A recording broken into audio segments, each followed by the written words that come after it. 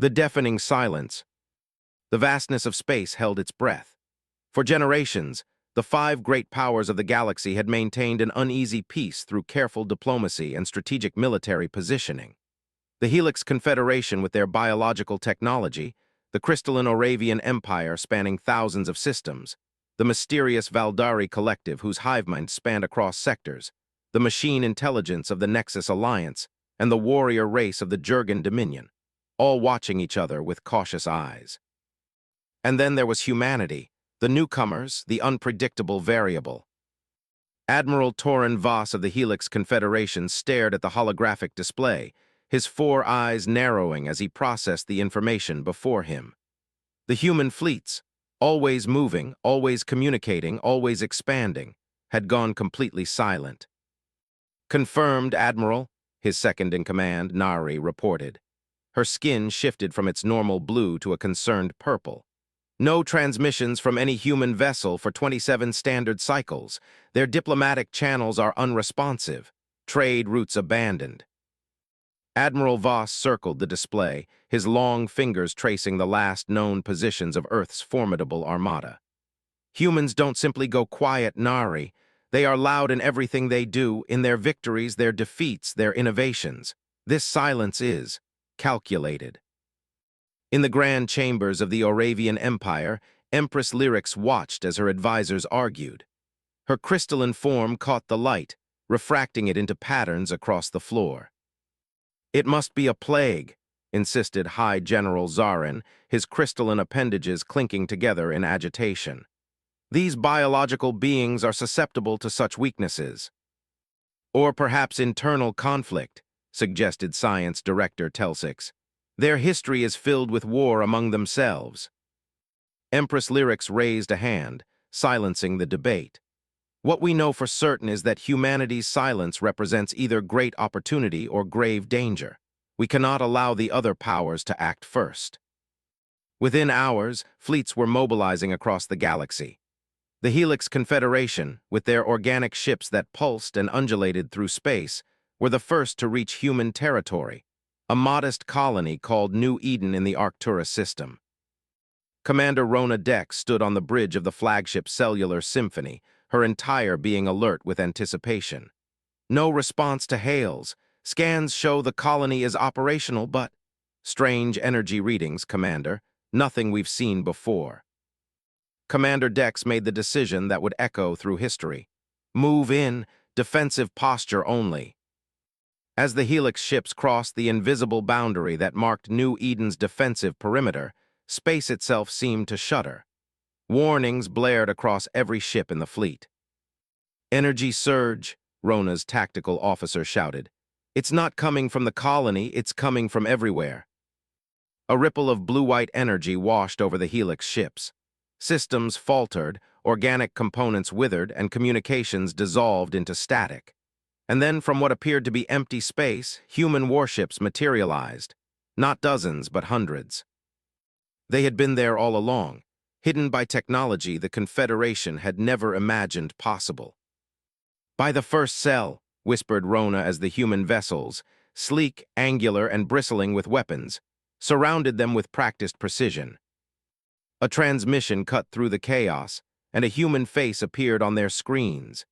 Captain Alara Jensen of the Earth Defense Force, her expression stern but not hostile.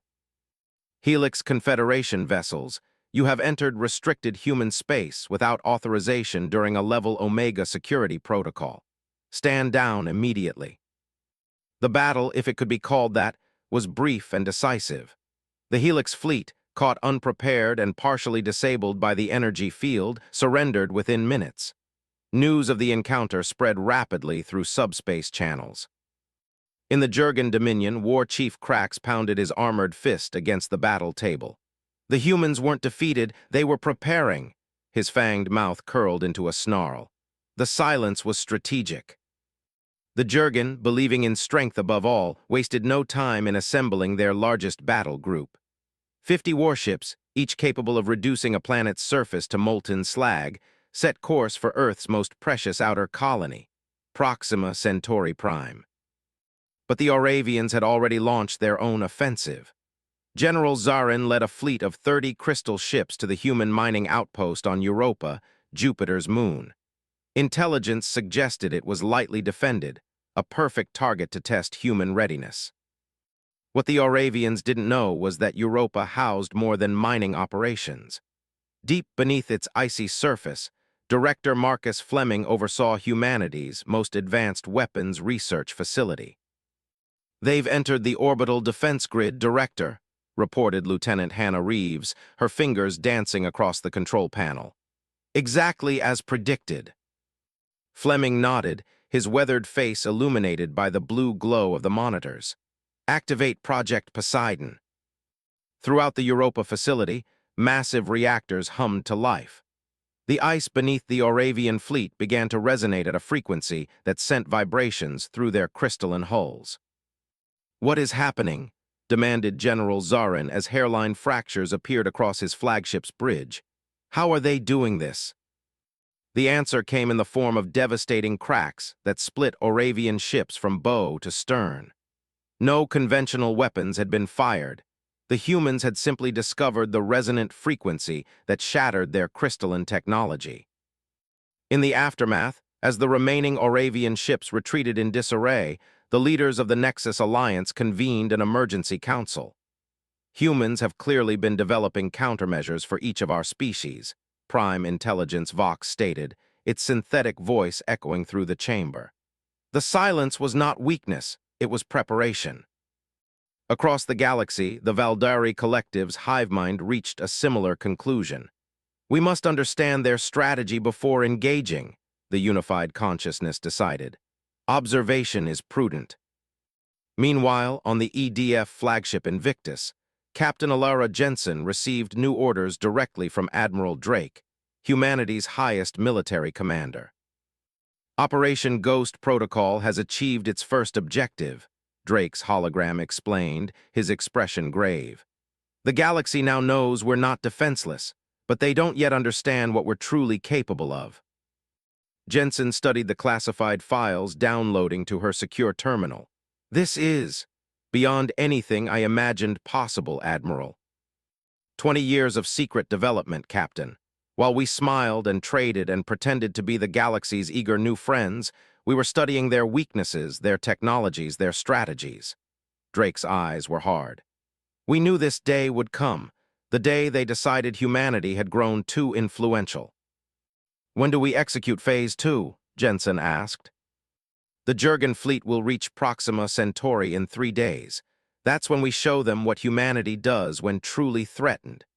Drake's hologram flickered.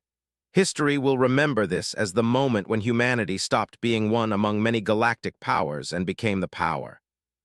As the transmission ended, Captain Jensen stared out at the stars. The galaxy had misinterpreted Earth's silence as weakness, but they would soon learn the truth. It had been the calm before a storm of humanity's making. Across human space, hidden fleets waited, secret weapons charged, and Earth's Armada, far from defeated, prepared to unveil technologies that would reshape the balance of galactic power forever. The silence had been broken, but the true revelation of humanity's capabilities was just beginning. Wrath unleashed. The Jurgen battle fleet approached Proxima Centauri with predatory confidence. 50 warships, their hulls scarred from countless victories, formed a spearhead formation designed to pierce any defense. War Chief Crax stood on the command deck of the dreadnought Eternal Conquest, his massive form towering over his officers. "Humans have clever tricks," he growled, "but they cannot match Jurgen might. We will crush this colony and send their broken ships back to Earth as a message." His tactical officer, Vrek, studied the sensor readings with growing concern. "War Chief, scans show minimal defenses around the colony, but there's something else." "Explain," Crax demanded. "Unusual gravitational readings throughout the system. They don't match our stellar charts." Crax dismissed the concern with a wave of his armored hand. "Sensor malfunction. The humans cannot alter gravity itself." As the Jurgen fleet crossed the invisible boundary marking Proxima Centauri's outer defense perimeter, Admiral Drake watched from the hidden command center beneath New Geneva Colony. Beside him stood Commander Jiro Tanaka, chief architect of Project Singularity. "They've entered the grid, Admiral," Tanaka reported, his voice calm despite the tension filling the room. "All gravity modulators are online." Drake nodded once. "Begin the sequence." Tanaka gave the command, and throughout the Proxima system, hundreds of stealth satellites activated simultaneously. Each contained technology that Earth had developed in absolute secrecy, devices capable of manipulating local spacetime fabric. Aboard the Eternal Conquest, alarms blared as the ship suddenly lurched sideways. "What's happening?" roared Krax as he gripped his command chair. "Spatial distortion," Vrek shouted. "The gravity around us is folding." Outside, space itself seemed to ripple and bend. The Jurgen warships, designed to withstand enemy fire but not the warping of reality, began to drift off course. Their formation broke as invisible forces pulled them in different directions.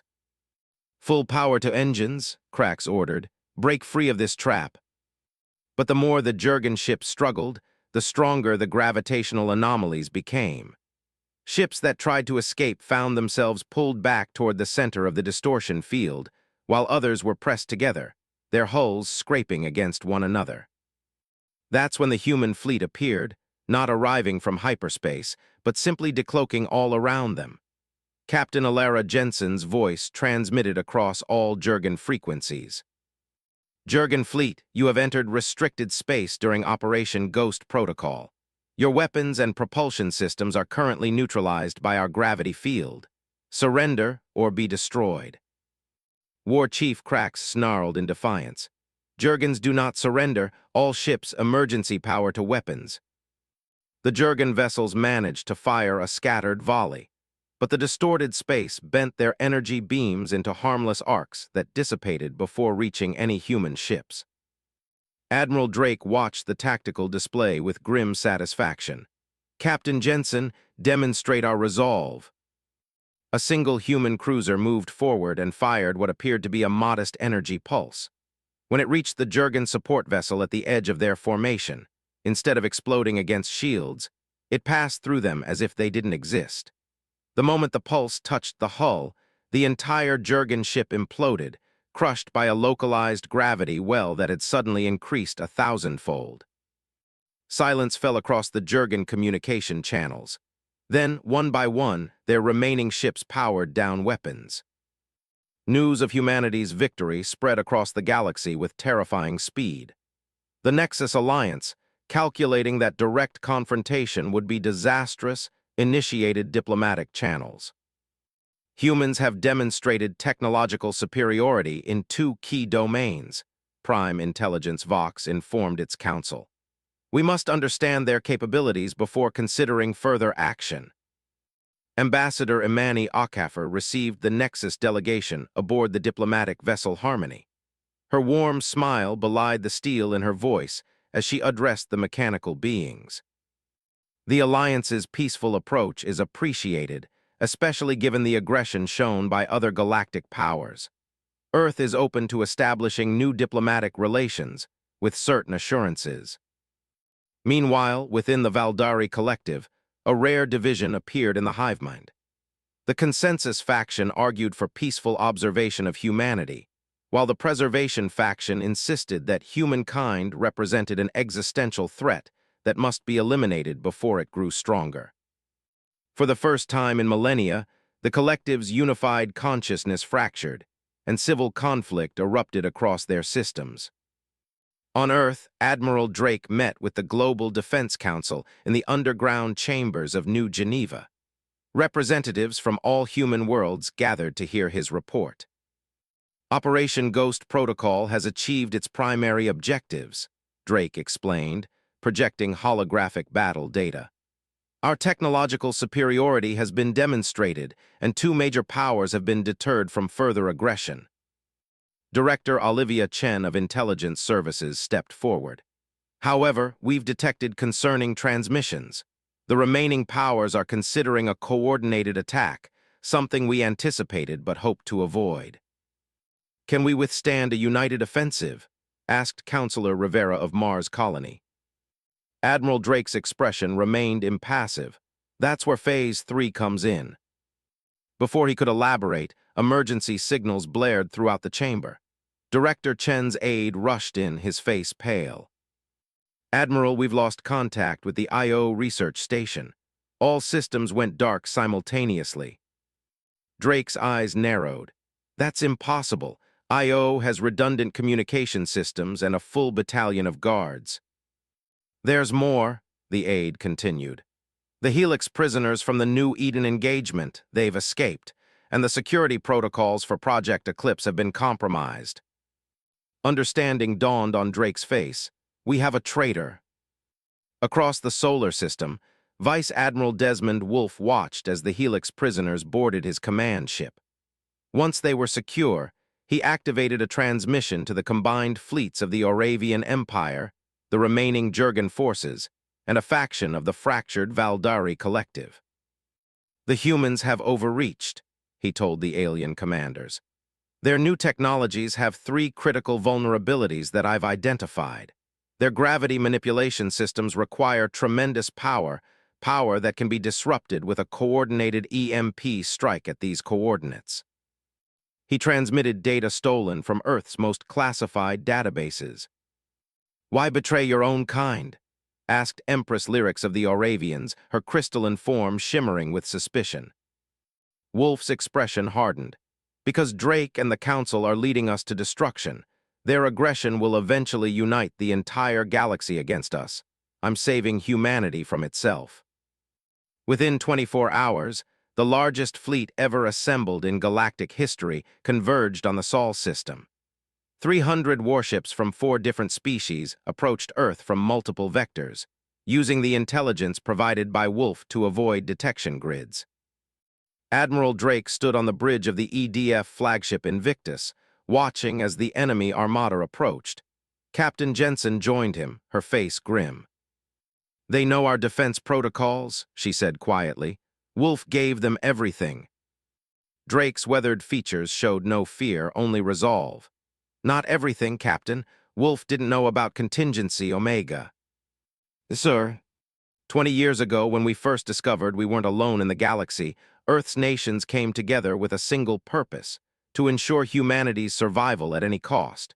We studied our potential enemies, developed countermeasures for each species, and prepared for this exact scenario.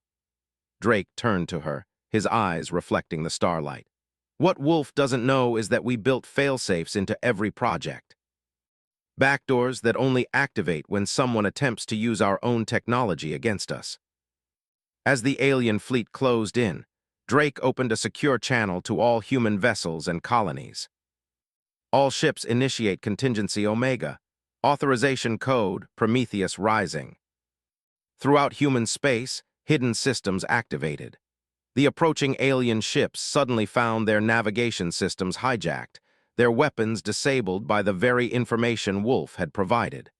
The traitor had unwittingly delivered the perfect trap. On Wolfe's command ship, panic spread as systems failed one after another. "What's happening?" demanded Jurgen War Chief Krax. "You said their defenses would be vulnerable." Wolfe stared in horror at his displays. "Impossible," they knew. They've had contingencies in place all along. A transmission cut through their chaos, Admiral Drake's voice calm and measured. "To all vessels currently in Earth space, your systems have been compromised. Your weapons are offline. Your engines will shut down in 30 seconds. This is not negotiable." As the alien ships drifted to a halt, Captain Jensen turned to Drake. "What now, Admiral? Even disabled, that's still the largest invasion fleet in recorded history." Drake watched as Earth's defense platforms locked onto every enemy vessel. "Now we demonstrate why humanity should never be underestimated. All defense platforms target enemy command vessels only. Show them precision."